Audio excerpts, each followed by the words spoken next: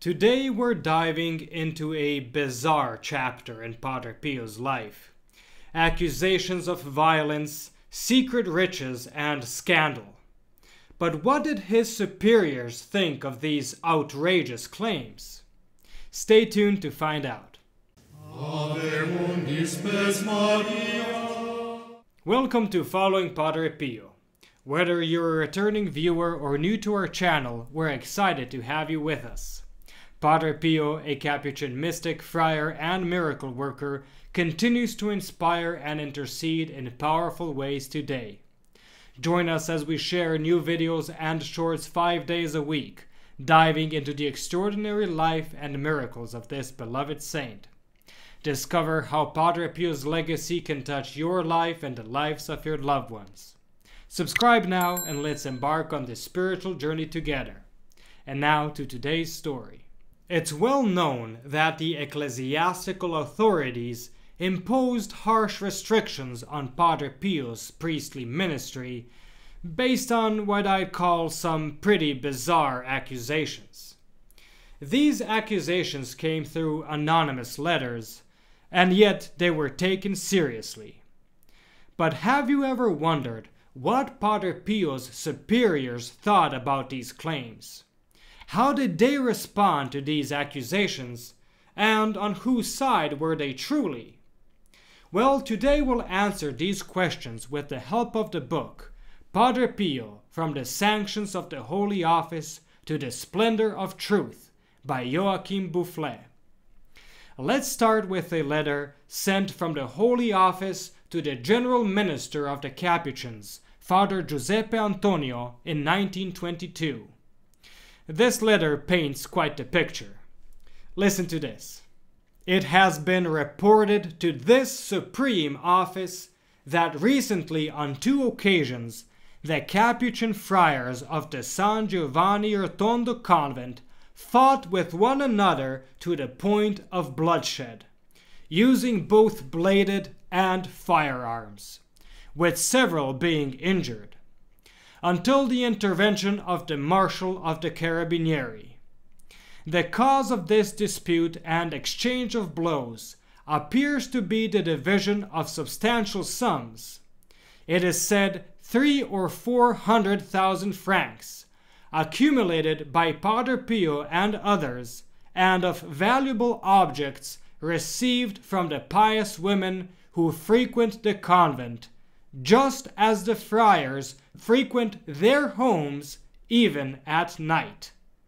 Signed, Cardinal Mary del Val. Now, doesn't that just sound completely absurd? Knife fights and gun battles between Capuchin brothers. Father Giuseppe then shared the letter with Provincial Father Pietro of Ischitella, who replied, "Upon reading the letter from the sacred congregation, I smiled at the silliness of the accusation, but was disgusted by the unspeakable infamy with which, once again, an attempt has been made to discredit Padre Pio and the brothers who live with him. Perfect peace has always reigned among them, and the spirit of charity renders them incapable of even uttering an injurious word to one another. I cannot tolerate the fact that the sacred congregation has given credence to such a serious accusation when it was made in an anonymous letter. I have only one desire, to know the name of the person who, through unspeakable levity and malice, had the audacity to transmit, if not invent, the darkest slanders to harm my fellow religious." So, as we just heard, Father Pietro found these claims completely absurd. In fact, he seems quite annoyed.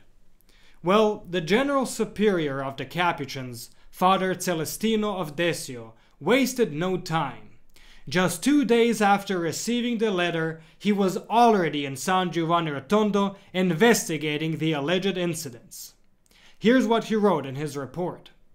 "My investigation reveals that this entire case is pure invention designed to tarnish the religious and dissuade the faithful from attending their church.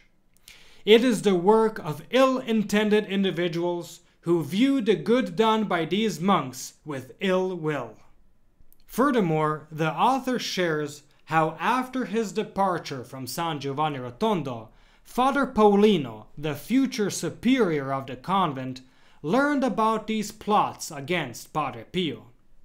In his memoirs he recounts, "I learned that reports were constantly raining down in Rome against Padre Pio and those who lived with him, sent by various ecclesiastics from the region.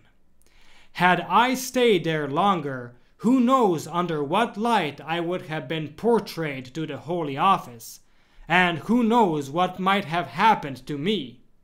For everyone knows how difficult it is to clear oneself when accused before this tribunal, which is so severe in its judgments." In conclusion, it is clear that Padre Pio's superiors held him in high regard. They were well aware that the accusations against him were nothing more than slanderous tales, invented with the intent of harming his reputation. Despite knowing the truth, however, they always ensured that any directives from the Holy Office regarding Padre Pio were strictly followed. And Padre Pio himself, he complied without a word of complaint, never breaking his vow of obedience. Thank you so much for watching. Your support means the world to us. If you enjoyed this video, please like it and share it with your friends. This simple action helps our channel grow and reach more people who love Padre Pio as much as you do. We have more inspiring Padre Pio stories and reflections waiting for you.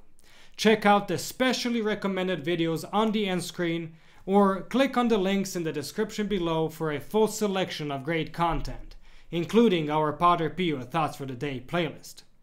And don't forget, you can also enroll your Mass intentions for next Friday's Padre Pio Holy Mass. The link is in the description below. Thank you for being a part of our community, and stay tuned for the next video on the life of Padre Pio.